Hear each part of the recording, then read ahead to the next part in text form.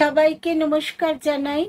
Spiritual অধ্যায় এই অনুষ্ঠানে আমরা অনেক দিন পরে মিলিত হলাম। আগের দিন আমি বলেছিলাম যে উর্গম গ্রাম থেকে আমরা ধ্যানবদ্রী এবং কল্পেশ্বর এই দুই মহাদেব এবং নারায়ণ দুজনকেই আমরা দর্শন করতে পারি। তো সে আমাদের আগের দিন আমরা কল্পেশ্বরের আলোচনা করেছি। আজকে আমরা শুধু সপ্তবদ্রীর দুই বদ্রীর কথা আলোচনা করব। প্রথমেই বলি যে উর্গম গ্রামের কাছেই হচ্ছে ওই ধ্যানবদ্রীর মন্দির। সেখানে 2135 মিটার উচ্চতা এবং সপ্তবদ্রীর অন্যান্য বদ্রীগুলোর মতন, যেমন আদিবদ্রী বা বৃদ্ধবদ্রী, এগুলো সব মন্দিরগুলো যেন যে গ্রামবাসীর আপনার ধন। সমস্ত গ্রামবাসীরা নিজেদের মতন করে পূজা করে, নিজেদের মতন করে তাকে ঠাকুরকে ভোগ দেয়। ঠাকুরের কাছে একটা ছোট মানে তেমন কিছু বাহুল্য নেই, ওই টুনি বাল্ব জ্বালিয়ে রেখে দিয়েছে। সেরকম ভাবে এখানেও আমরা কিন্তু ধ্যানবদ্রীর মূর্তিও আমরা সেইভাবেই দর্শন করলাম। এটা হচ্ছে পূর্ব ঋষি, যিনি পুরঞ্জয় রাজার পুত্র। তিনি এই স্থানে বসে তপস্যা করেন এবং বিষ্ণু ভগবানের দর্শন লাভ করার পরে তার মন্দির প্রতিষ্ঠা করেন। এখানে নারায়ণ হচ্ছেন চতুর্ভুজ, কালো কষ্টি পাথরে নির্মিত এবং ধ্যানরত, সেই জন্যই তিনি হচ্ছেন ধ্যানবদ্রী। চতুর্ভুজ নারায়ণ কালো কষ্টি পাথরে নির্মিত এবং ধ্যানে বসে রয়েছেন। সুতরাং সকালবেলাতেই আমরা গিয়েছি, যার ফলে আমরা দেখলাম পুরোহিত মহাশয় রয়েছেন। তিনি ওই ঠাকুরকে যথারীতি পুজো করলেন এবং আমরা সেখানে কিছুক্ষণ অপেক্ষা করলাম। তিনি পূজা অন্তে আমাদের হাতে প্রসাদ দিলেন। প্রসাদ কিন্তু এইখানে আমি আগেও যেটা বলেছি, ওই রামদানা বা মনুয়া দানা দিয়ে সুজি তৈরি করে, আর ছোট ছোট লুচির মতন, ওই একটু শক্ত, যেটা আমাদের মতন নরম লুচি নয়, একটু শক্ত ধরনের, কিন্তু ময়দা দিয়েই তৈরি মনে হয় যে সাদা, সেই প্রসাদও আমাদের দিলেন এবং বললেন যে আমরা বললাম তাকে যে আমরা কল্পেশ্বর কালকে দর্শন করেছি, আজকে ধ্যানবদ্রী দর্শন করছি। তিনি আমাদের খুব আশীর্বাদ করলেন, বললেন শিব ও শম্ভু এবং নারায়ণ দুটোই একসাথে দর্শন হয়েছে আপনাদের, খুব ভালো ভাগ্য আপনাদের। দেখবেন যে সারা যাত্রাপথে আর কোনো রকম অসুবিধা হবে না। তো আমাদের যিনি সাধু বাবা সঙ্গে ছিলেন, আমরা তাকেই দেখিয়ে দিলাম, বললাম যে উনি আমাদের সঙ্গে আছেন বলেই আমরা এখানে ধ্যানবদ্রীর কথা জানতে পেরেছি। তা নয়তো আমরা কল্পেশ্বরীর কথাই জানতাম এবং কল্পেশ্বর যেখানে আছেন সেটাই জানতাম, কিন্তু ধ্যানবদ্রীর কথা আমরা জানতাম না। তো তিনি বললেন সবই দেবতার কৃপা।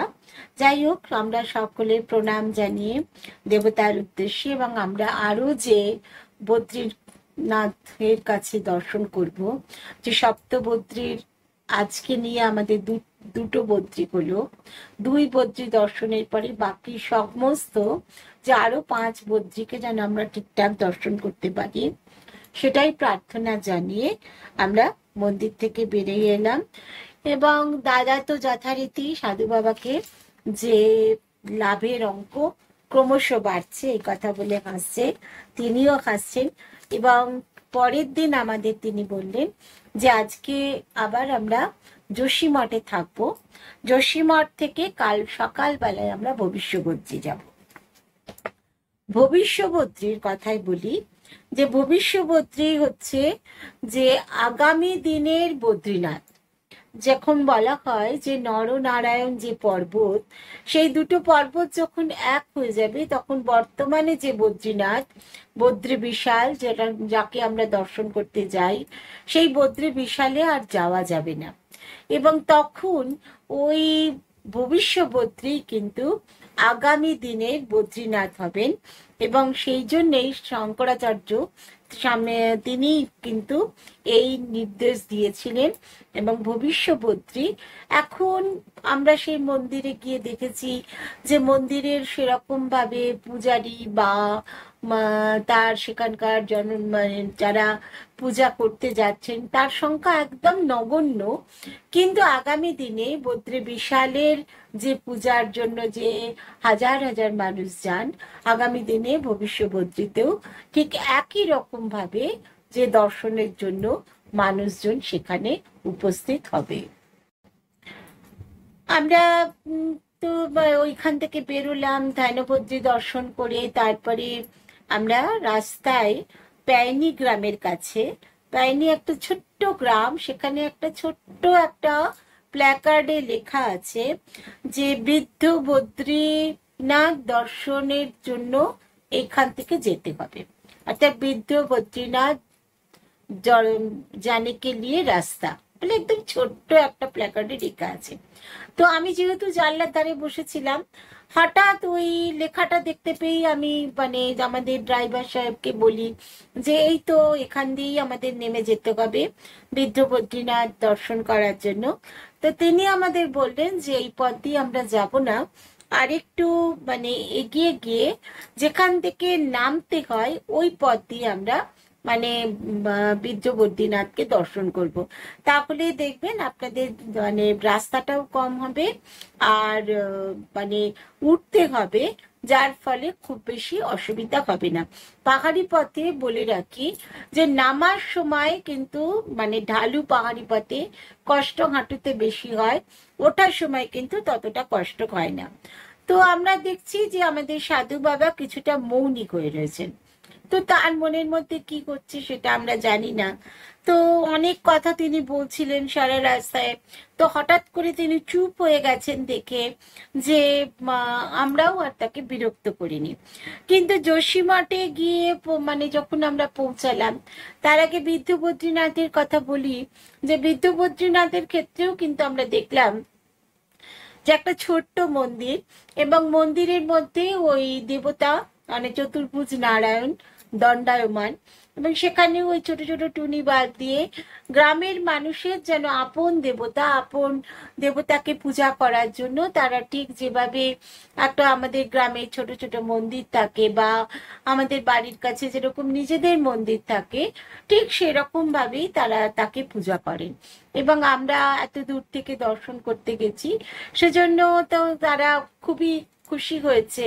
এবং আমাদের মানে আমরা ভেতরে গিয়ে ঠাকুরের পায়ে হাত দিয়ে প্রণাম করতে চাইলাম, তারা সেগুলো আমাদের অনুমতি দিলেন। এবং সেটা করে আমাদেরও খুব আনন্দ হলো যে ফুল কিছু নিয়ে গিয়েছিলাম, যে ওইখানেরই নামার সময় দেখা গিয়েছিল যে কিছু ফুল ছিল, তো সেই ফুলগুলো আমরা তুলে নিয়ে গিয়েছিলাম, গিয়ে ঠাকুরের পায়ে অর্পণ করলাম, তাতে আমাদেরও খুব আনন্দ হলো। আর যিনি পুরোহিত তিনিও খুব মানে খুশি হলেন। তো যাই হোক, পুজোর করে আমরা তারপরে যোশীমঠে সন্ধ্যের সময় গিয়ে পৌঁছালাম। এবং যোশীমঠে আমরা জ্যোতি লজে ছিলাম। জ্যোতি লজটা মোটামুটি বেশ ভালো, এবং সেখানে আমাদের সাধু বাবার জন্য একটা ছোট একজনের ঘর নেওয়া হলো, এবং আমরা 4 বেডের একটা ঘর নিলাম।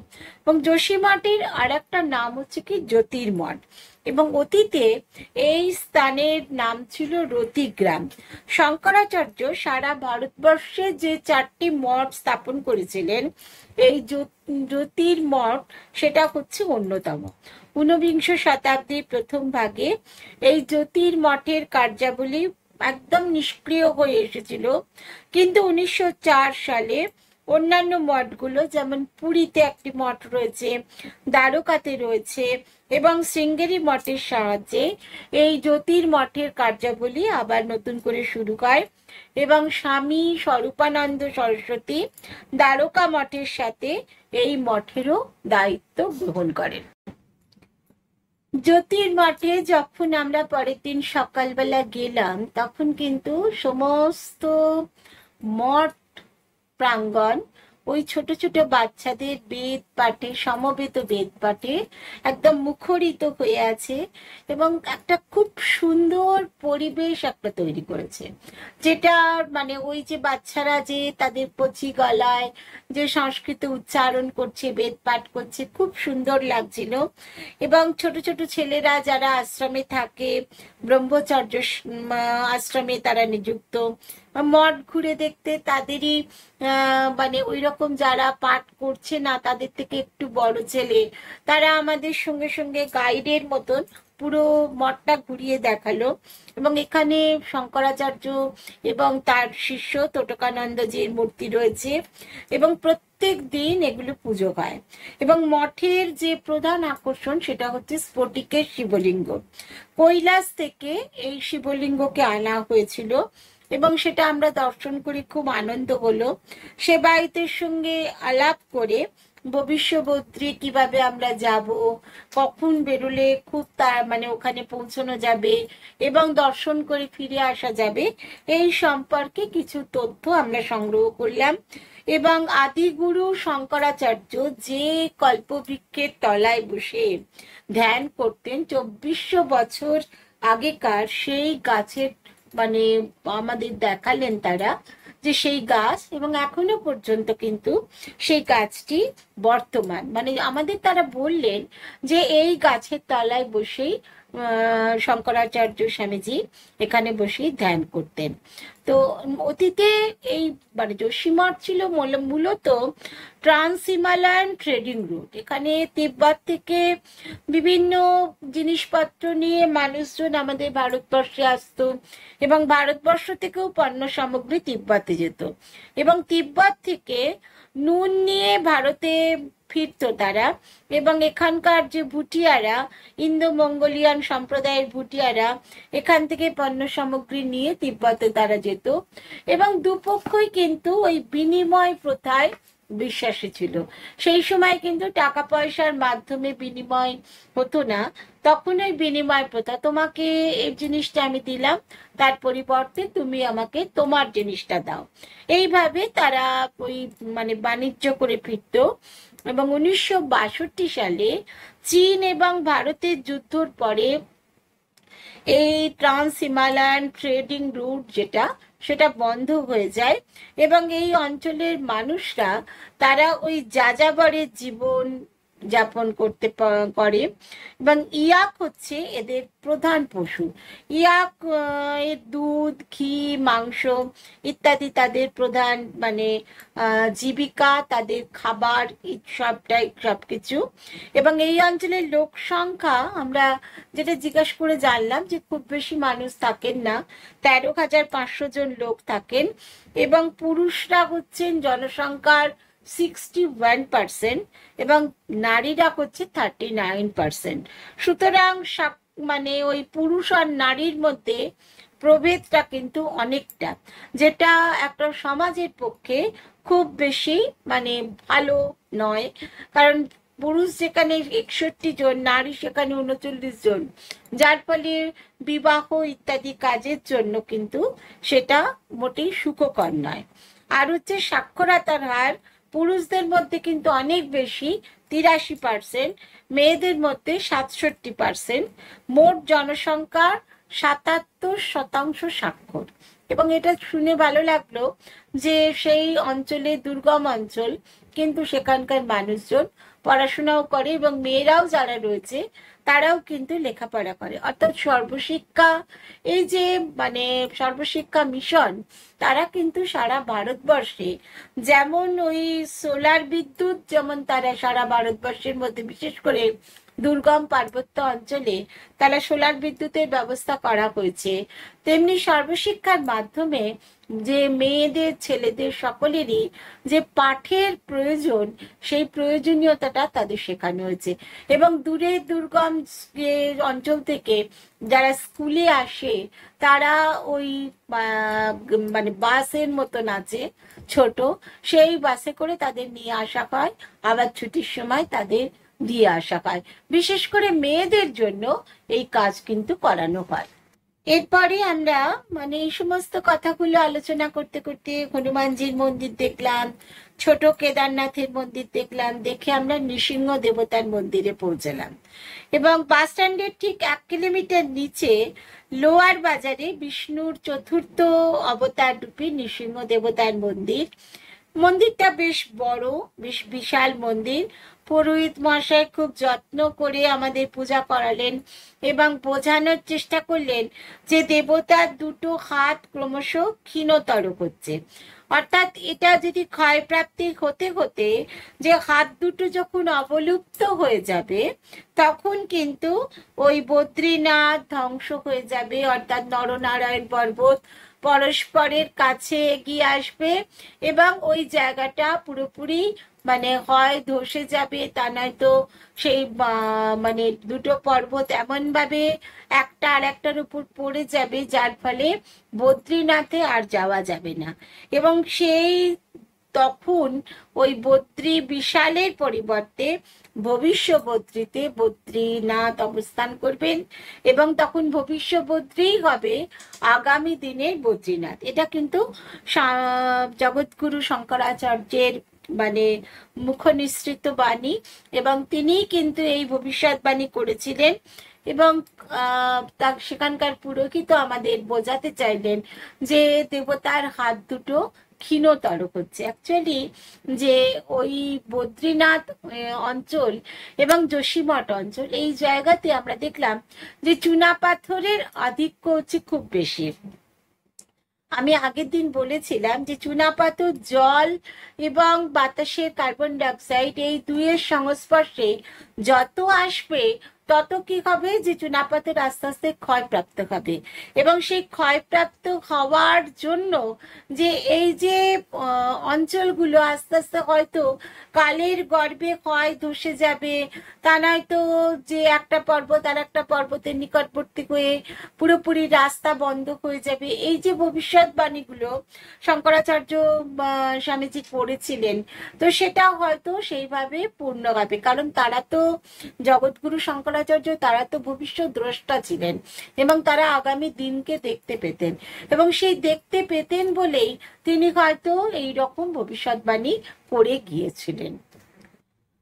তো আজকে সারাদিন আমাদের সঙ্গে সাধু বাবা কিন্তু বেরোননি। তিনি যে সেই গতকাল সন্ধে থেকে মৌনী হয়েছিলেন, তিনি মৌনী ছিলেন, যার ফলে তিনি সকালে আমাদের সঙ্গে বেরোননি। আমরা যোশীমঠ ভালো করে দর্শন করে এলাম, কিন্তু মনের মধ্যে একটা কিন্তু রয়েছে, কারণ তিনি যদি আমাদের সঙ্গে ভবিষ্যবদ্রী না যান তাহলে সারা পথে কে আমাদের পথ দেখিয়ে নিয়ে যাবে, কে আমাদের ওই অঞ্চলের সমস্ত গল্প গাথাগুলো কে বলবেন, এই সমস্ত নিয়ে আমাদের মনের মধ্যে একটা ভীষণ দুশ্চিন্তা ছিল। তো আমরা যখন হোটেলে ফিরলাম তখনও আমরা দেখি যে তিনি কিন্তু মৌনী এবং খুব সামান্য আহার তার ঘরে পৌঁছে দেওয়া হলো, তিনি সেইটুকুই খেলেন, আমাদের সঙ্গে কোনো কথা বললেন না। তো পরের দিন সকালবেলা আমাদের ভবিষ্যবদ্রী যাওয়া হবে এটা নিশ্চিত ছিল। আমরা টুকটাক কিছু কেনাকাটা করে এনেছিলাম, ব্যাগ ট্যাগ গুছিয়ে নিলাম, নিয়ে ভগবানের কাছে প্রার্থনা করলাম যেন বাবা সকালবেলা যে সাধু বাবাকে একটু ভালো দেখি, তিনি যেন আমাদের সঙ্গে মানে ভবিষ্যবদ্রী যান, এই প্রার্থনা করে আমরা শুতে গেলাম। পরের দিন সকাল 4টের সময় সাধু বাবার হাঁক ডাকে, ওঠো ওঠো তাড়াতাড়ি উঠে পড়ো, এইরকম হাঁক ডাকে দাদা তো জয় গুরু বলে লাফিয়ে উঠলো যে হ্যাঁ বাবা ঠিক আছে, সাধু বাবা ঠিক হয়ে গেছে, সুতরাং আর আমাদের কোনো চিন্তা নেই। তো তারপরে আমরা তখন সবাই আস্তে আস্তে রেডি হয়ে গেলাম। একদম সকাল 6টার মধ্যে আমরা সবাই পূর্ণভাবে রেডি। আমাদের ড্রাইভারকে ডেকে নেওয়া হলো, হয়ে আমরা যোশীমঠ থেকে বেরিয়ে গেলাম। যোশীমঠ থেকে কিছুটা পিছিয়ে আসতে হলো আমাদের, যে আবার পিপল কোর্টের দিকে কিছুটা যাওয়া হলো। যোশীমঠ থেকে তপবনের দূরত্ব হচ্ছে 17 কিলোমিটার এবং তপবনের যাবার জন্য বেশি কত মানে একটুখানি মানে যোশীমঠ থেকে ওই 2-2.5 কিলোমিটার মতন পিছিয়ে এসে আমরা তপবনের রাস্তা ধরলাম। তপবনের রাস্তায় যে না গেছে সে কিন্তু এই রাস্তার যে কি অপার সৌন্দর্য সে কিন্তু বুঝতেই পারবে না। যে অপূর্ব, মানে একদম তখনই মানে আমরা ভোরবেলায় যাচ্ছি 6টার সময়, যার ফলে ওই মানে নন্দা দেবী, দ্রোণাগিরি, এই সমস্ত পর্বতগুলোর গায়ে যেন মনে হচ্ছে গোলাপি রঙের আবির লাগিয়ে দেওয়া হয়েছে। আর মনে হচ্ছে, আমাদেরও মনে হচ্ছে যে এমন একদম নির্ঝুম রাস্তা, কেউ কোথাও নেই, শুধু আমাদের গাড়িটা চলছে, এবং চারদিকে যে ওই দূরের পাহাড়গুলো পুরো সাদা তুষারে আবৃত। আমাদের মনে হচ্ছে যেন আমরাও যেন সেই স্বর্গারোহণে চলেছি। এবং মানে তপোবন যে নামটা সত্যিই যেন সার্থক নামা। এবং তপোবন থেকে আরেকটু এগিয়ে গেছে নীতিপাশের রাস্তা। আমরা এগিয়ে চললাম ডান হাত বরাবর শালধারের দিকে। শালধার হচ্ছে যে মানে নিচের যে গ্রাম, ভবিষ্যবদ্রীর নিচের গ্রাম হচ্ছে শালধার। শালধার কথার অর্থ হচ্ছে কি গরম জল।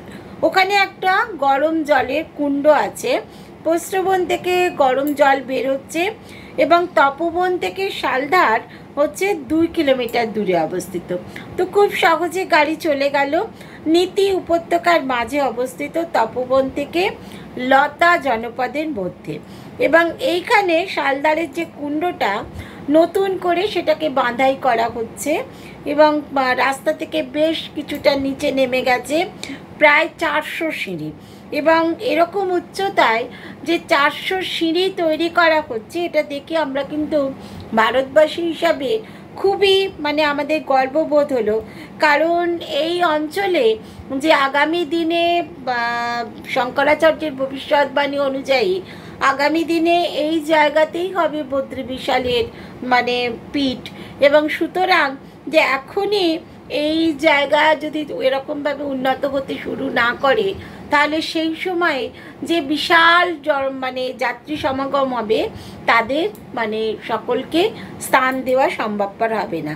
তো সুতরাং মানে ওই যে একটা মানে সিঁড়ি তৈরি হচ্ছে, সেটা দেখে আমাদের খুব ভালো লাগলো। আর শালধার থেকে 7 কিলোমিটার দূরে হচ্ছে ভবিষ্যবদ্রী। কিন্তু সাধু বাবা আমাদের বললেন যে তিনি শালধারের ওই গরম জলের কুণ্ডর কাছে স্নান করবেন, এবং করে ওখানে তিনি ধ্যানে বসবেন। তিনি কিন্তু এই 7 কিলোমিটার হাঁটা তার পক্ষে সম্ভব নয়। আর ওখানে সত্যিই কোনো ঘোড়াও নেই, কিছুই নেই যে আমরা তাকে ঘোড়ায় করে নিয়ে যাব। তো যার ফলে তিনি বললেন যে দেখো, তোমরা আস্তে আস্তে চলে যাও, আমি তোমাদের জন্য প্রার্থনা করব তোমরা যাতে সহজে সুন্দরভাবে ওখানে পৌঁছে যেতে পারো, আর আমি এখানে বসে একটু সারাদিন ধ্যান জপ করি। তো আমরা বললাম ঠিক আছে, আমরাও সবাই ওই তাকে প্রণাম করে আমরা জয় মানে ভবিষ্যবদ্রীর জয়ধ্বনি দিয়ে আমরা তখন যাত্রা করলাম। এবার তারপরে ঋষিগঙ্গা এবং ধৌলিগঙ্গা, এই দুটো নদীর সঙ্গম, এবং এখানে একটা খুব সুন্দর ঝুলন্ত উপত্যকা তৈরি হয়েছে। এবং হিমালয়ে যে কত অপূর্ব সুন্দর জায়গা আছে, সেটা হিমালয়ে যারা না গিয়েছে তারা কিন্তু ধারণাও করতে পারবে না। এবং সাধু বাবা যদি সঙ্গে না আসতেন, তাহলে কিন্তু আমরা এই ভবিষ্যবদ্রীর কথা জানতে পারতাম না। তিনিই আমাদের প্রধানত পথের কথা বলে দিয়েছিলেন, এবং তার ফলে আমরা তাকে প্রণাম করলাম এবং তার কাছে আশীর্বাদ প্রার্থনা করলাম, করে আমরা রাস্তায় নামলাম। এবং শালধারের ওখানে লেখা আছে খুব ছোট্ট করে, ভবিষ্যবদ্রী জানে কা রাস্তা। এবং রাস্তা হচ্ছে কীরকম, যে ওই পাথুরের রাস্তা আর খুব খাড়াই, মানে একদম পুরো সোজা যেন পাহাড়ের ওপরে উঠে গেছে। এবং শালধার থেকে 4 কিলোমিটার দূরে হচ্ছে সুবাইন গ্রাম। নামগুলো খুব সুন্দর, সুবাইন গ্রাম। এবং সুবাইন গ্রাম থেকে ভবিষ্যবদ্রীর দূরত্ব হচ্ছে 3 কিলোমিটার। টোটাল ডিস্টেন্স হচ্ছে 7 কিলোমিটার। এবং এই যে রাস্তাটা, সেখানে হচ্ছে পাথুরে পথ, এবং চড়াইটা হচ্ছে খুব বেশি চড়াই। মানে একটুখানি উঠছি আমরা, হয়তো 15-20 পা উঠছি, একটু দাঁড়িয়ে যাচ্ছি, আবার 15-20 পা উঠছি, দাঁড়িয়ে যাচ্ছি। গ্রামের মানুষরা, তারা যারা হয়তো জসিমঠে কাজ করে বা কিছু, তারা আস্তে আস্তে পাহাড়ের উপর থেকে নেমে আসছে, আমাদের পাশ দিয়ে শাঁসা করে তারা নেমে যাচ্ছে, কারণ তাদের কাছে তো অভ্যস্ত। তার উপরে ওই উতরাই পথটাতে তো খুব দ্রুতই নেমে যাওয়া যায়, তার ফলে তারা ঝড়ের বেগে নেমে আসছে, আমাদের একটুখানি হাত নেড়ে দিয়ে তারা আবার মানে তাদের ওই নিচে বসে তারা শালদারের নিচে ওই বাস ধরবে, সেই জন্য তারা সেখানে নেমে যাচ্ছে। এবার এই পথে আমরা কিন্তু সত্যি সত্যি দেবতার মাহাত্ম্য কি সেটা কিন্তু আমরা উপলব্ধি করেছিলাম। আর ওই যে নিচে বসে আছেন যে সাধু বাবা, তারও যে আশীর্বাদ আমাদের উপরে রয়েছে সেটাও কিন্তু আমরা পূর্ণভাবে উপলব্ধি করেছিলাম। তো যাই হোক, এই পাথুরে রাস্তায় খানিক দূর চলার পরে আমরা দেখছি যে পাথুরের রাস্তা একদম হারিয়ে গেছে। তখন কোন দিকে যাব, পাইন গাছ চারিদিকে, এবং মানে রাস্তাও কিচ্ছু বোঝা যাচ্ছে না, কোন দিকে যাব কি করব। তো আমরা বুঝতেই পারছি না যে মানুষজন যারা নাম ছিল, যারা দূরের হয়তো জসিমঠে কোনো কাজ করে বা কিছু, বা হয়তো আরও নিচের দিকে পিপুলকুটিতে কোনো কাজ করে, তারা সব মানে পাশ দিয়ে দিয়ে চলে গেছে, কাউকে দেখতে পাচ্ছি না। ছোট ছোট যে মানে ধাপ চাষের যে জায়গাগুলো রয়েছে সেখানেও একজনও কেউ কাজ করছে না। তো এই রকম অবস্থায় আমরা তখন ভাবছি কোন দিকে যাব, কোন দিকে আমাদের পথ। ঠাকুরকে ডাকছি যে ঠাকুর আমাদের তুমি মানে পথ দেখিয়ে দাও, তা নয়তো আমরা কিভাবে যাব। তখন দেখি একজন মাতাজি, তিনি ওই মাথায় বোঝা নিয়ে, যেটা আমরা কল্পেশ্বরও দেখেছিলাম যে মাথায় বোঝা নিয়ে পাহাড়ের ওপর থেকে মহিলারা তারা তাদের মানে ঘরে নিয়ে যান, যাতে ওই যারা লকড়ি অর্থাৎ মানে জ্বালানির কাজে ব্যবহার করবেন বা ঘাস যেটা নিয়ে আসেন তাদের গবাদি পশু খাবে, সেরকম একজন মহিলা আসছে। তো তাকে আমরা জিজ্ঞেস করলাম যে ভবিষ্যবদ্রী আমরা কোন পথে যাব। তো তিনি ওই ডান হাত দিয়ে দেখিয়ে দিলেন উস্তারা বলে, তখন তিনি ওই ডান হাত দিয়ে দেখিয়ে দিয়েই আমাদের পাশ থেকে নেমে গেলেন। তো তার ওই ডান হাত দিয়ে দেখিয়ে দেবার পথ ধরে আমরা তখন দেখলাম হ্যাঁ সত্যি সেখানে একটু ওই ঘাসটা যেন তার উপর দিয়ে চলাচল করা হয়েছে, এরকম রাস্তার মতন একটা আভাস যেন পাওয়া যাচ্ছে। তো ওই উস্তরফ যে বলে দিয়েছিলেন, তো সেই উস্তরফের দিয়ে আমরা তখন আস্তে আস্তে আস্তে আস্তে এগোতে থাকলাম। আবার কিছুক্ষণ ধরে আমরা চারজনই কেবল হাঁটছি, আর কেউ নেই, কেউ কোথাও একজনও মানে মানুষকে দেখতে পাচ্ছি না।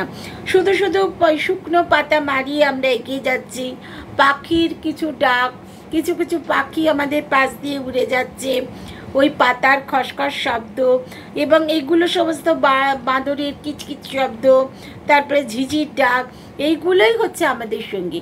আমাদের আর কোনো সঙ্গী নেই, পাহাড়ের কোনো মানুষজন নেই। হঠাৎ কোনো একটা গ্রামের মানে মানুষ আমাদের কাছে হঠাৎ হঠাৎ উদয় হচ্ছে, আমরা তাকে জিজ্ঞেস করে জেনে নিচ্ছি, অর্থাৎ আমরা যে স্যাঙ্গুইন হচ্ছি যে আমরা সঠিক পথে যাচ্ছি কিনা। এবং প্রত্যেকবারে যেখানে যেখানে বাঁক রয়েছে, দুটো দিকে রাস্তাটা বেঁকে গেছে, কোন দিকে আমরা যাব, যে ভবিষ্যবদ্রীর পথ কোন দিকে, সেটা যখন মানে ভাবছি যে কোন দিকে যাব, আমরা দাঁড়িয়ে পড়েছি, তখনই দেখা যাচ্ছে কেউ না কেউ সেখানে উপস্থিত হয়ে যাচ্ছেন। হয়ে গিয়ে আমরা যখনই জিজ্ঞাসা করছি ভবিষ্যবদ্রী জানে কারিয়ে রাস্তা কোন নেই, তখনই কিন্তু আঙুল দিয়ে দেখিয়ে দিচ্ছেন। এটাই কিন্তু ভারী আশ্চর্য এবং ভারী আমরা ওই পথে যে ভবিষ্যবদ্রীর কৃপা আমাদের কতটা ছিল আমাদের উপরে, যে আমাদের তার কাছে নিয়ে গেছেন, সেটা কিন্তু সারাটা পথ ধরে আমরা উপলব্ধি করতে করতেই গিয়েছি। তো ঈশ্বরের কাছে যাওয়ার কিন্তু এটাই একটা মজা, যে ঈশ্বর যদি চান যে আমরা তার কাছে গিয়ে পৌঁছাই, তাহলে কিন্তু তিনি বিভিন্ন রূপ ধরে আমাদের কাছে এসে আমাদের সঠিক রাস্তা দেখিয়ে দেবেন। তো আমরা এই ভবিষ্যবতী যাওয়ার পথে যতবার মনে হচ্ছে আমরা কি পথ ভুল করলাম, আমরা কি পথ হারালাম, ততবারই কিন্তু কেউ না কেউ একজন উপস্থিত হয়ে ইশারায় আমাদের দেখিয়ে দিয়েছেন যে ওইটাই হচ্ছে আসল রাস্তা। তো যাই হোক, আমরা ভগবানের মানে নাম করতে করতে এবং সাধু বাবার কথাও আলোচনা করতে করতে আস্তে আস্তে এগিয়ে যাচ্ছি। তো তখন একজন মহিলার সঙ্গে আমাদের দেখা হলো, তিনি ওই চাষের কাজে যাচ্ছেন। তিনি বললেন সুবায়ন গ্রাম, আর বেশি দূর নয়, তোমরা সুবায়ন গ্রামের খুব কাছেই পৌঁছে গেছো। সুবায়ন কথার অর্থ হচ্ছে কি সুন্দর বাতাস, অর্থাৎ এই গ্রামটা একদম ওপরে, বেশ অনেক মানে পাহাড়ের খানিকটা ওপরে, চারিদিকটা একদম পুরো ফাঁকা, মাঝখানে গ্রাম, কয়েকটা ঘর, মানে মানুষ সেখানে বসবাস করে। তো যার ফলে সেখানে তো সুন্দর বাতাস বইবেই, চারিদিকটা খোলাখুলি, সুন্দর বাতাস তো অবশ্যই বইবে। তো যারা, এবং প্রত্যেকটা বাড়ি কিন্তু দেখলাম বেশ তারা সমৃদ্ধশালী। প্রত্যেকটা বাড়িতে লাগোয়া যে উঠোন রয়েছে সেখানে রাজমা, তারপরে ওই রামদানা, মনুয়া দানা, এগুলো সব শুকুতে দেওয়া হচ্ছে। ছেলে মেয়ে সবাই সেখানে কাজ করছে। এবং এখানে আমাদের একটি মেয়ে বলল যে আপ লোগ কাহা যা রা হ্যায়। তো আমরা বললাম ভবিষ্যবদ্রী।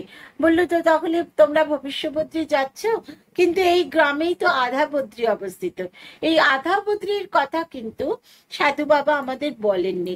তো আমরা তখন বললাম আধা বদ্রী কি ও 7 বদ্রী কা এক হ্যায়? বললেন হ্যাঁ, যে 7 বদ্রী কা এক হ্যায়, এ আধা বদ্রী। তখন তো আমরা তখন জিজ্ঞেস করলাম তাকে যে কোন পথ ধরে আমরা আধা বদ্রীতে যাব। তখন এই সুবায়ন গ্রামে এর বাড়ির পাশ দিয়ে, ওর উঠোনের পাশ দিয়ে সেই মেয়েটি আমাদের আধা বদ্রীর মন্দিরে নিয়ে গেল। সেটাও একটা ছোট্ট মন্দির, যেমন ওই গ্রামের মন্দিরগুলো হয়, যে সেই গ্রামের মানুষজনই তাদের বিভিন্ন রকম মানে চাওয়া পাওয়া ইত্যাদি নিয়ে ঠাকুরের কাছে পুজো মানত করে, পুজো দেয়, সেরকমই একটা মন্দির। তো সেখানে পুরোহিত পুজো করছিলেন। তিনি বললেন আপনারা কোথায় যাচ্ছেন? তো আমরা বললাম আমরা তো ভবিষ্যবদ্রী যাব। তিনি বললেন আমি তো ভবিষ্যবদ্রী কালকে পুজো করে চলে এসেছি, আজকে আর ওখানে যাব না। তো সে ঠিক আছে, আপনারা একটা কাজ করুন, চাবিটা নিয়ে আপনারা চলে যান। চাবিটা নিয়ে চলে গেলে আপনারা ওই দর্শন করে আবার চাবিটা এই গ্রামের একজন ওই মেয়েটির কাছে কথাই বললেন যে ওর কাছে দিয়ে চলে যাবেন, আর তা নয় তো এই মন্দিরের মধ্যে এসে ভিতরে চাবিটা ফেলে রেখে দিয়ে চলে যাবেন। অর্থাৎ জানলাটা খোলা ছিল, সেই জানলা দিয়ে ভিতরে মানে চাবিটাকে রেখে দিয়ে যেতে বললেন। আমরা বললাম ঠিক আছে। তো তারপরে সেই গ্রামে মানে তার ওখানে পুজো টুজো করে তারপরে আমরা এগোলাম। তো গ্রামে একজন যুবক ছিল, বিনোদ সিং নেগি। তো সে আমাদের বলল যে ঠিক আছে, তোমরা তো এরপরে ভবিষ্যবদ্রী যাবে, চলো আমি তোমাদের কিছুটা পথ এগিয়ে দিই। বলে সে আমাদের ওই ছোট্ট যে গ্রাম সেটা পেরিয়ে আমাদের খানিকটা এগিয়ে দিয়ে বললো এরপরে তোমরা ওপরে উঠে যাও, একদম সোজা ওপরে পথ। তো বিনোদ তো আমাদের পথ দেখিয়ে দিল এবং বলল আজকে পুরোহিতের হচ্ছে যোশীমঠে সে পরীক্ষা দিতে যাবে। তো সেই জন্যেই পুরোহিত আজকে ভবিষ্যবর্তীতে আর পুজো করতে যাবে না, কালকেই পুজো করে এসছে। তো আমাদের বেশ মজা লাগলো এই সমস্ত ঘটনাগুলো, যে তাদের একদম দেবতার পূজাটাকে তারা নিজেদের মতন করে করে নিয়েছে।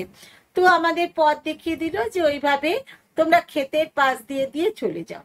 তো ক্ষেতের পাশ দিয়ে দিয়ে চলে যেতে যেতে দেখি আমরা যে একটা পথ বাঁ দিকে বেঁকে গেছে, আর একটা পথ সোজা অপর দিকে উঠে গেছে। সেখানে আবার একটা বাচ্চা ছেলে। তো সেই ছেলেটাকে আমরা জিজ্ঞেস করলাম হ্যাঁ রে ভবিষ্যবদ্রী কোথায় যাব? সে ওই মানে যে পথটা বাঁ দিকে বেঁকে গেছে সে বলল ওই পথ ধরে যেতে হবে। বললো এদিক দিয়েও যেতে পারো, এদিক দিয়েও যেতে পারো। তো আমরা বললাম তাহলে কোন দিক দিয়ে যাব? বললো তোমার খুশি। তখন দিদি আর দাদা তখন কি করলো যে ওই ছেলেটাকে বললো চল দেখি তুই আমাদের সঙ্গে। বলে ওকে নিয়ে ওরা ওই বাঁ দিকের পথ দিয়ে চলতে লাগলো। আর আমরা দেখলাম যে যে পথটা সে আমাদের জন্য দেখিয়েছে সেই পথটা হচ্ছে একটু কম মনে হলো, যে ওই পথটা বেশ অনেকটা ঘুর পথ, এই পথটা কম, সুতরাং আমরা এই পথ ধরে এগোই। এগোতে এগোতে দেখি যে ক্ষেতের একটা জায়গায় পুরো ওই কাঁটা তার দিয়ে ঘেরা, সেখানে আর ওঠার কোনো রকম জায়গা নেই। তখন ভাবছি যে এতটা পথ উঠে এসেছি, আবার নামবো, আবার ওই দিক দিয়ে যাব। আর পাহাড়ি অঞ্চলে তো মানে যত উঠছি তত কষ্ট হচ্ছে, যে আবার উঠবো। তো তখন আমরা ডাকছি যে কই গায়, কই গায়, কই গায় ইত্যাদি বলে ডাকছি। তো তখন একটা অদ্ভুত জিনিস দেখলাম, একটা 17-18 বছরের ছেলে, সে যেন পাহাড়ের উপর থেকে নেমে আসছে, একদম দুদিকে তার হাত দুটোকে যেন সেই মানে পাখনার মতন মেলে দিয়েছে। আর সেই ওই মানে যে ধাপগুলো দিয়ে, যে ধাপ চাষের যে ধাপগুলো দিয়ে সে যেন একদম সেই উঠতে উঠতে যেন নেমে আসছে, এবং এসে আমাদের কাছে এসে একদম মিষ্টি করে হাসলো, হেসে বলল, ভবিষ্যবদ্রী যাবেন? তো আমরা বললাম, তো হ্যাঁ ভবিষ্যবদ্রী যাব। তো তখন সে বলছে যে ওইদিকে পথ ছিল, ঠিক আছে তোমরা এই পথ দিয়েও যেতে পারো, বলে ওই কাঁটা তারগুলোকে এক হাতে তুলে ধরলো, আর আমাদের দুজনকে ওই পথের মধ্যে মানে কাঁটা তারের ভিতর দিকে ঢুকিয়ে নিল। তারপর আর কোনো কাঁটা তার নেই। তো আমরা তখন বললাম, তুমি চলো আমাদের সঙ্গে, ভবিষ্যবদ্রী মন্দির পর্যন্ত নিয়ে যাবে। ও তখন খুব খুশি, বললো চলিয়ে। বলে তারপর আমাদের সঙ্গে সেই ছেলেটি, মানে ভারী মিষ্টি তাকে দেখতে, একদম মানে পুরো মনে হচ্ছে যেন সেই মানে ওই কৃষ্ণ যে মানে তার গোপতে মানে গরু নিয়ে যে চড়াতে যেত, ঠিক সেরকম যেন তার মূর্তি। তো সে আমাদের পথ দেখিয়ে ওই ধাপ চাষের যে মানে ধাপগুলো, তার ওপর দিয়ে দিয়ে দিয়ে দিয়ে এ পথ ও পথ ঘুরিয়ে ঘুরিয়ে একদম ভবিষ্যবদ্রী মন্দিরের সামনে নিয়ে গেল। তারপর থেকে দিদিরা যে পথ ধরে ওই ছেলেটি নিয়ে আসছিল, কিছুক্ষণ বাদে আমরা ওখানে কিছুক্ষণ অপেক্ষা করার পরে দিদিরা এলো ওই পথ ধরে। ওই পথটা একটু ঘুরপথ ছিল, আর আমরা যে পথটা দিয়ে গেলাম সেই পথটা ছিল খুব শর্টকাট, কিন্তু ওই যে কাঁটা তারটা ছিল সেটাই ছিল আমাদের কাছে প্রধান বাধা। কিন্তু ওই যে বললাম যে ভবিষ্যবদ্রী যেতে গিয়ে ঈশ্বরের কৃপা এত আমরা অনুভব করেছি, যে ওই ছেলেটি যেন ঈশ্বরের দূত হয়ে এসে ওই কাঁটা তারের বেড়াটা একদম নিজের হাতে তুলে দিয়ে আমাদের যেন পার করে দিল। তারপর দুটো ছেলে, তারা তো আমাদের বলল যে তোমরা এখানে ভবিষ্যবদ্রীর মন্দিরের পুজো করো। একটি ছেলের নাম রাকেশ, আর আরেকটি ছেলের নামও হচ্ছে বিনোদ। তো তারপরে বিনোদ এবং রাকেশ আমাদের কাছ থেকে চাবিটা নিয়ে মন্দির খুললো। আমরা গিয়ে সেখানে দেখি যে দেবতা, সেখানে একদম কষ্টি পাথরে, কালো কষ্টি পাথরের ওই নারায়ণ মূর্তি, চতুর্ভুজ নারায়ণের মূর্তি, কিন্তু এত সুন্দর যে যেন সে আপন দেবতা, মানে যেন তাদের মানে নিজেদের দেবতা। একটা লাল চেলি পড়ে আছে, আর তার চারদিকে মানে তার যে মানে মন্দিরের চারদিকের যে পরিবেশ, সেটা হচ্ছে দূরে দেখা যাচ্ছে দ্রোণাগিরি, নন্দা দেবী ইত্যাদি পর্বতমালাগুলো দেখা যাচ্ছে, প্রত্যেকটা হচ্ছে সাদা বরফ চূড়া, আর এত সুন্দর পাইনের একদম গন্ধে পুরো জায়গাটা মম করছে। এবং সেখানে আমরা ধূপ দীপ জ্বালিয়ে আমাদের সঙ্গে নিয়ে যাওয়া কাজু কিশমিশ ইত্যাদি দিয়ে দেবতার পূজা হলো। এবং দেবতার পূজার পরে ওই ছেলে দুটোকেও তাদের প্রসাদ দিল। কি খুশি তারা চকোলেট এবং ওই কাজু কিশমিশ খেয়ে। তখন সেই ছেলে দুটো আমার দুটো হাত ধরেছে, ধরে বলে চলো তুমি, আমি তোমাদের পাহাড়ের একদম উপরে নিয়ে যাব। তো পাহাড়ের উপরে কিভাবে নিয়ে যাবি? তো বললো ঠিক আছে চলো। বলে সেই দুজনে দুই পাশ থেকে হাত ধরে আমাকে ধরে টানতে টানতে একদম পাহাড়ের উপরে, এই 1/2 কিলোমিটার মতন ওপরে নিয়ে গেল। ওপরে নিয়ে গিয়ে দেখি যে একটা বিশাল বড় বুগিয়াল, এবং সেই বুগিয়ালের মধ্যে যেন দূরের যে একদম পুরো মানে 180 ডিগ্রিতে সমস্ত সাদা বরফ চূড়াগুলো একদম মানে পরপর পরপর প্রত্যেকটা বরফ চূড়া যে মানে গুলোকে সে আমাদের চিনিয়ে দিচ্ছে, ওইটা হচ্ছে বদ্রীবিশাল, ওইটা হচ্ছে নন্দা দেবী, ওইটা হচ্ছে দ্রোণাগিরি, ওইটা হচ্ছে কেদারখণ্ড ইত্যাদি। তার সে আমাদের পুরোটা চিনিয়ে দিচ্ছে। দূরে পাহাড় তলিতে দেখছি বেশ কিছু ভেড়া নিয়ে গিয়ে কিছু মানুষ পালন করছে, বলছে যে ওইগুলোর মধ্যে আমাদের রাকেশ আমাকে বলছে ওর মধ্যে আমার দাদি আছে যে সে ভেড়া পালন করছে, তোমরা কি অত দূর যাবে? আমরা দেখলাম সেখান থেকে বেশ কিছুটা দূরে। তা আমরা বললাম না, এখান থেকেই আমরা ওই মানে বুগিয়ালের সৌন্দর্য এবং তার সঙ্গে দূরের পাহাড়ের সৌন্দর্য সেটাকে উপলব্ধি করতে থাকলাম। এবং ঈশ্বরের কাছে মানে এত আমরা মানে কৃতজ্ঞ থাকলাম যে কি করুণা তার, এই যে দুটো বাচ্চাকে আমাদের সঙ্গে তিনি এনে দিলেন। আমরা ভবিষ্যবজ্রের মন্দিরে হয়তো কোনোভাবে যেতে পারতাম, কিন্তু এই যে এত অপূর্ব প্রাকৃতিক সৌন্দর্য সেটা হয়তো দেখতে পারতাম না যদি না ওরা আমার 2 হাত ধরে টেনে নিয়ে যে চলো আমাদের আপন ঘর দেখে আসবে। তো সেই আপন ঘর, আপন বুগিয়াল দেখিয়ে নিয়ে তারা তো প্রচন্ড খুশি।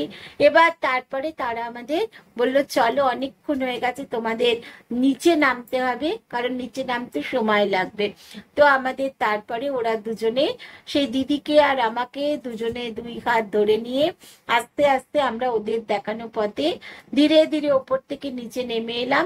এবারে আর দিদিরা ওই ঘুরপথে গেল না, আমরা যে পথ দিয়ে উঠেছিলাম সেই পথ দিয়েই নামলাম।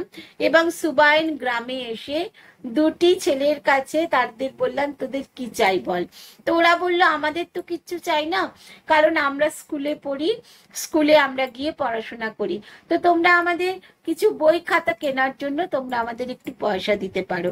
তো তখন সেই বই খাতা কেনার জন্য তাদের আমরা টাকা দিলাম এবং বললাম তোমরা যা তোমাদের খাবার ইচ্ছা তোমরা খেতে পারো। তো সেই তারা তো প্রচন্ড খুশি।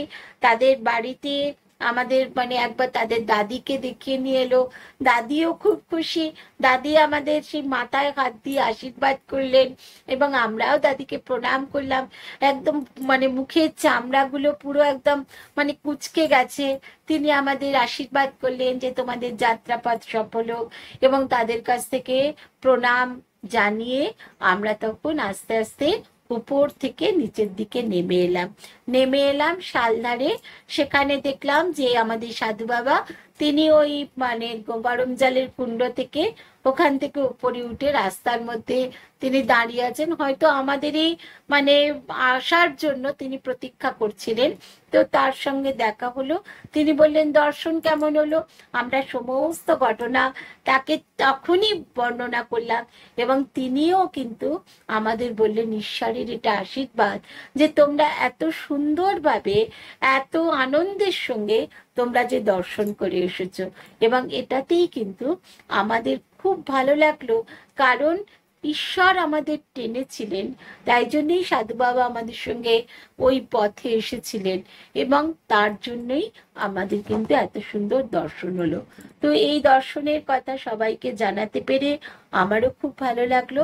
আগামী দিনে আবার নতুন কোনো পথের কথা আমরা সবাই মিলে আলোচনা করব। নমস্কার।